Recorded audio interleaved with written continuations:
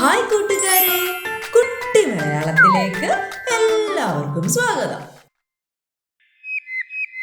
ഇന്ന് നമ്മൾ പറയാൻ പോകുന്നത് സുന്ദരിയായ ലൂണ കാട്ടിലെ കൊതിയനായ ചെന്നായിക്ക് കൊടുത്ത രസകരമായ ഒരു പണിയുടെ കഥയാ.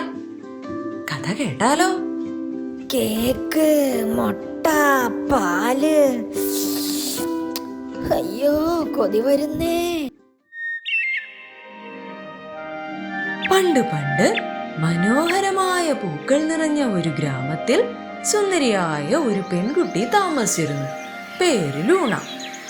അവളുടെ അമ്മ സ്നേഹത്തോടെ നെയ്തു കൊടുത്ത ഒരു ചുവന്ന തൊപ്പി എപ്പോഴും അവൾ ധരിച്ചിരുന്നു. അതിനാൽ അവളെ റെഡ് ക്യാപ് ലൂണ എന്നാണ് എല്ലാവരും വിളിച്ചിരുന്നത്. ഒരു ദിവസം ലൂണ തന്റെ പൂന്തോട്ടത്തിന് സമീപം പൂക്കൾ പറിക്കുന്നതിനിടയിൽ ഒരു ചിറകടി ശബ്ദം കേട്ടു.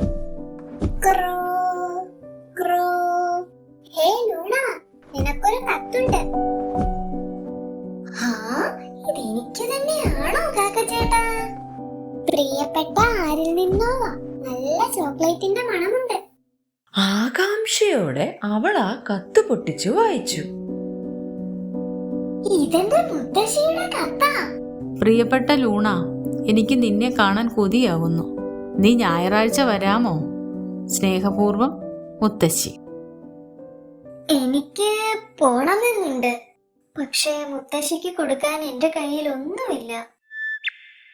സങ്കടത്തോടെ അവൾ തന്റെ ഒഴിഞ്ഞ കുട്ടയിലേക്ക് നോക്കി. മുത്തശ്ശിക്ക് ഇഷ്ടപ്പെടുന്ന എന്തെങ്കിലും കൊടുക്കണം. ഞാൻ എന്ത് കൊടുക്കും? എങ്ങനെ കൊടുക്കും? ലൂണ, നീ എന്തിനാ ഇങ്ങനെ ദുഃഖിച്ചിരിക്കുന്നത്? ഞാൻ മുത്തശ്ശിയെ കാണാൻ പോവാ, പക്ഷെ എന്റെ കയ്യിൽ മുത്തശ്ശിക്ക് കൊടുക്കാൻ ഒന്നുമില്ല. എങ്കിൽ ഈ ചൂട് കേക്ക് കൊടുത്തോളൂ. ഇന്ന് രാവിലെ ഞാൻ ഉണ്ടാക്കിയതാണ്. നല്ല മണം. നിനക്ക് വേണ്ടി ഞാൻ വേറൊന്നും ഉണ്ടാക്കി വെച്ചിട്ടുണ്ട്. ഓ കോഴിയമ്മേ, ഇത് കാണുമ്പോ മുത്തശ്ശിക്ക് സന്തോഷമാകും. ലൂണ, നീ മുത്തശ്ശിയെ കാണാൻ പോകുന്നുണ്ടെന്ന് കേട്ടല്ലോ. നീ കേട്ടത് ശരിയാമോ? ഞാനിന്ന് കാണാൻ പോകുന്നുണ്ട്. എങ്കിലേ പാലുകൂടി മുത്തശ്ശിക്ക് കൊടുത്തോളൂ. എന്റെ അന്വേഷണം പറഞ്ഞേക്കണേ. ഓ, പാലും ബ്രെഡും മുത്തശ്ശിക്ക് ഭയങ്കര ഇഷ്ടമാ. Thank you മോമു. ലൂണ, നീ മുത്തശ്ശിയുടെ അടുത്തേക്ക് പോവുകയാണല്ലേ? ഈ തിളങ്ങുന്ന മുട്ടകൾ കൂടി കൊണ്ടുപോക്കോ. മുത്തശ്ശിക്ക് സന്തോഷമാകും. ശരിയാ, മുത്തശ്ശിക്ക് മുട്ടകൾ വളരെ ഇഷ്ടമാ. നന്ദിടക്കേ. അങ്ങനെ ലൂണ കൂട്ടുകാരോട് യാത്ര പറഞ്ഞ് സമ്മാനങ്ങളുമായി മുത്തശ്ശിയെ കാണാൻ കാട്ടുവഴിയിലൂടെ പുറപ്പെട്ടു. Bye bye Luna. Hey Luna, നീ കാട്ടിലൂടെ എങ്ങോട്ട് പോവാ? മുത്തശ്ശിയെ കാണാൻ പോവാ. ഈ സമ്മാനങ്ങൾ മുഴുവൻ മുത്തശ്ശിക്ക് കൊടുക്കാനാ. ഓഹോ, ഈ പഴത്തിന് നല്ല മധുരമാ. ഇതുകൂടി മുത്തശ്ശിക്ക് കൊടുത്തു. എന്റെ അന്വേഷണം കൂടെ പറയണേ. താങ്ക്സ് മീലു, ഞാൻ തീർച്ചയായും പറയുന്നുണ്ട്. അങ്ങനെ കുട്ട നിറയെ സ്നേഹ സമ്മാനങ്ങളുമായി പാട്ടും പാടി അവൾ മുന്നോട്ട് നടന്നു. സമ്മാനം സമ്മാനം, മുത്തശ്ശിക്കൊരു സമ്മാനം. കോഴി തന്നു, മൂമു തന്നു, മീനു തന്നു സമ്മാനം. സമ്മാനം സമ്മാനം, കുട്ട നിറയെ സമ്മാനം. എന്നാൽ തിളങ്ങുന്ന രണ്ട് കണ്ണുകൾ അവളെ പിന്തുടരുന്നുണ്ടായിരുന്നു. ചുവന്ന തൊപ്പി, കുട്ട നിറയെ ഭക്ഷണം, നല്ല മണം. ഇന്നത്തെ കാര്യം കുശാലായി. തന്ത്രശാലിയും തീറ്റക്കൊതിയനുമായ വീരച്ചെന്നായായിരുന്നു അത്. ഹേയ് ചുവന്ന തൊപ്പിക്കാരി, ഇതാദ്യമായാണ് ഇത്രയും സുന്ദരിയായൊരു പെൺകുട്ടിയെ ഈ കാട്ടിൽ കാണുന്നത്. ആഹാ, ഈ കുട്ടകൾ നിറയെ പലഹാരങ്ങളുമായി നീ ഇതെങ്ങോട്ടായി പോകുന്നേ? ഞാൻ എന്റെ മുത്തശ്ശിയെ കാണാൻ പോവാ. ശരി ശരി, ഈ ചുവന്ന തൊപ്പി കൊള്ളാവല്ലോ. ഞാനൊന്ന് വെച്ച് നോക്കിക്കോട്ടെ, എനിക്ക് ചേരുമോന്നറിയാനാ. ഇല്ല ഇല്ല, ഇതെന്റെ അമ്മ സ്നേഹത്തോടെ തന്ന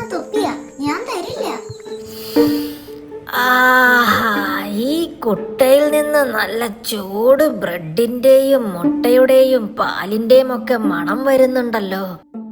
എനിക്ക് ടേസ്റ്റ് നോക്കാനാ. കുറച്ച് തരാമോ? ഇതേ എന്റെ മുത്തശ്ശിക്ക് കൊടുക്കാൻ കൂട്ടുകാരിൽ നിന്ന് വിട്ടതാ, നിനക്ക് തരാനുള്ളതല്ല. ഓ ആയിക്കോട്ടെ, നീ തരില്ലെങ്കിൽ വേണ്ട. അതിന് നീ ദേഷ്യപ്പെടുകയൊന്നും വേണ്ട. ശ്രദ്ധിച്ചു പോയിക്കോ, ചുവന്ന തൊപ്പിക്കാരി. കുട്ടയുമായി ലൂണ കാട്ടിലൂടെ മുന്നോട്ട് നടന്നു. ഈ സമയം സൂത്രശാലിയായ വീരു വായിൽ വെള്ളമൂറിക്കൊണ്ട് കാട്ടിലെ കുറുക്ക് വഴികളിലൂടെ മുന്നോട്ടോടി. അവളെത്തുന്നതിന് മുമ്പ് ഞാൻ എത്തും മുത്തശ്ശിയുടെ വീട്ടിൽ. അവൾ കൊണ്ടുവന്നിട്ടുള്ളതെല്ലാം ഞാനെടുത്ത് കഴിക്കും. കളി എന്നോട്. അങ്ങനെ വീരു മുത്തശ്ശിയുടെ വീട്ടിലെത്തി. വാതിലിൽ മുട്ടി.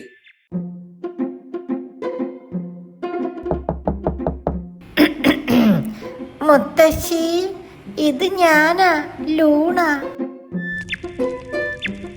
ഇതെന്താ നിന്റെ സൗണ്ട് ആകെ മാറിയിരിക്കുന്നല്ലോ? അയ്യോ, എനിക്ക് തൊണ്ടവേദനയാ. വരുന്ന വഴിക്ക് കുറച്ച് ബെറികൾ കഴിച്ചു. ഓ എൻ്റെ മോളെ ലൂണ, ഞാൻ വീടിൻ്റെ പിറകിലുണ്ട്. നിനക്ക് വേണ്ടിയുള്ള ഒരു പ്രത്യേക വിഭവം തയ്യാറാക്കുകയാ. നീ അവിടെ ഇരുന്നൊന്ന് വിശ്രമിക്കേ, ഞാനിപ്പോൾ വരാം. ശരി ശരി, ഞാൻ മുത്തശ്ശിയുടെ കട്ടിലിൽ തന്നെ വിശ്രമിക്കുന്നുണ്ട്. അങ്ങനെ വീരു വീടിനുള്ളിൽ കയറി. മുത്തശ്ശിയുടെ തൊപ്പിയും ബ്ലാങ്കറ്റും ഒക്കെ ധരിച്ചു പുതച്ചുമൂടി കട്ടിലിൽ കിടപ്പായി. ആഹാ, ഇത് കൊള്ളാമല്ലോ. ഈ തൊപ്പിയിൽ എന്നെ കാണാൻ എന്തൊരു ഭംഗി. ആ സമയം കുട്ട നിറയെ സമ്മാനങ്ങളുമായി ലൂണ മുത്തശ്ശിയുടെ വീട്ടിലെത്തി. വാതിൽ തുറന്നവൾ അകത്ത് കയറി. മുത്തശ്ശി, മുത്തശ്ശി, ഞാൻ എത്തി. നോക്കിയേ, ഈ കുട്ട നിറയെ മുത്തശ്ശിക്കുള്ള സമ്മാനങ്ങളാ. ഓ മോളെ ലൂണ, മുത്തശ്ശിക്ക് തീരെ സുഖമില്ല, പനിയാ. സമ്മാനങ്ങളെല്ലാം മോള് അടുക്കളയിൽ വെച്ചോ. എന്നിട്ട് എനിക്കൊരു ചുക്ക് കാപ്പി ഇട്ട് തരാമോ? മരുന്നുകളെല്ലാം അടുക്കളത്തോട്ടത്തിൽ നിൽപ്പുണ്ട്. മുത്തശ്ശി എന്നെ കണ്ടാ ഓടി വന്ന് കെട്ടിപ്പിടിക്കുകയാണല്ലോ പതിവ്. ഇതിപ്പോ എന്ത് പറ്റി? എന്നാലും മുത്തശ്ശി പറഞ്ഞതനുസരിച്ച് ലൂണ സമ്മാനങ്ങൾ അടുക്കളയിൽ കൊണ്ടുവച്ചു. മരുന്നു ചെടികൾ പറിക്കാനായി സംശയത്തോടെ അവൾ അടുക്കളത്തോട്ടത്തിലേക്ക് ഇറങ്ങി. അടുക്കളത്തോട്ടത്തിലൂടെ നടന്ന അവൾ ഞെട്ടിപ്പോയി. മുത്തശ്ശി, മുത്തശ്ശി ഇവിടാണോ? അപ്പൊ കട്ടിലാരാ കിടക്കുന്നേ? ഹേ, ആരാ? വാ, നമുക്ക് പോയി ഒന്ന് നോക്കാം. ജനലിലൂടെ അവർ അകത്തേക്ക് നോക്കി. പുതപ്പിനടിയിലൂടെ ഒരു നീണ്ട വാല് പുറത്തേക്ക് തൂങ്ങിക്കിടക്കുന്നത് അവർ കണ്ടു. ഇത് വീരുവാ മുത്തശ്ശി. വിഷമിക്കണ്ട, ഇവനെ തുരത്താനുള്ള മാർഗം എന്റെ കയ്യിലുണ്ട്. ഒരു കുട്ട തരാനുണ്ടാവുമോ? ആ, അത് അടുക്കളയിലുണ്ട്. അടുക്കളയിലെത്തിയ അവൾ അവിടെ നിന്നും ഒരു കുട്ട എടുത്തു. അവിടെയുണ്ടായിരുന്ന ഒരു മരപ്പെട്ടി മെല്ലെ തുറന്നു. അപ്പോൾ അതാ അതിൽ നിന്നും നിറയെ തേനീച്ചകൾ പുറത്തു വന്നു. മുത്തശ്ശി വളർത്തുന്ന തേനീച്ചകളായിരുന്നത്. തേനീച്ചക്കുട്ടന്മാരെ, ഉണർന്നു വാ. ഒരു അത്യാഗ്രഹിയെ തിരുത്താൻ എന്നെ ഒന്ന് സഹായിക്കണേ. ശ്രദ്ധയോടെ അവൾ തേനീച്ചപ്പെട്ടിയെടുത്ത് മേശയിലിരിക്കുന്ന കൂടയിലേക്ക് വെച്ചു. എന്നിട്ട് അവിടെ നിന്നും ഉറക്കെ വിളിച്ചു പറഞ്ഞു, മുത്തശ്ശി, മുത്തശ്ശിക്കുള്ള സമ്മാനങ്ങൾ ഈ മേശപ്പുറത്തുള്ള കുട്ടയിൽ അടച്ചു വെച്ചിട്ടുണ്ടേ. ഞാൻ മരുന്ന് പറിക്കാൻ അടുക്കളത്തോട്ടത്തിലേക്ക് പോവാ. ബ്രെഡ്, മുട്ട, പാല് എല്ലാം കഴിക്കാനുള്ള സമയമായി. കൊതിമൂത്ത അവൻ ബ്ലാങ്കറ്റ് വലിച്ചെറിഞ്ഞ് കിടക്കയിൽ നിന്ന് ചാടിയിറങ്ങി അടുക്കളയിലേക്ക് ഓടി. ഓഹോ, പെട്ടെന്ന് തന്നെ ഇതൊക്കെ കഴിച്ചു തീർത്തിട്ട് സ്ഥലം വിടാം.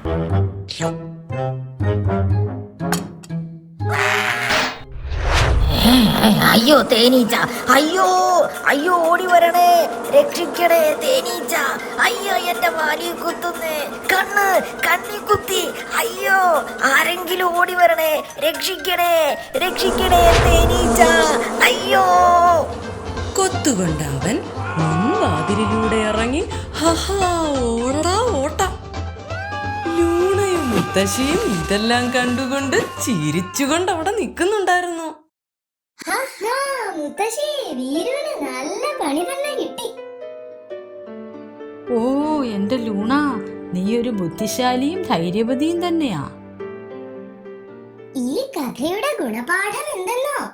പ്രശ്നത്തിൽ നിന്ന് ഒളിച്ചോടുകയല്ല ചെയ്യേണ്ടത്. ധൈര്യവും ബുദ്ധിയും ഉപയോഗിച്ച് അവയെ നേരിടുകയാണ് വേണ്ടത്. കഥ ഇഷ്ടമായോ കൂട്ടുകാരെ? ലൈക്കും സബ്സ്ക്രൈബും ചെയ്യാൻ മറക്കരുതേ.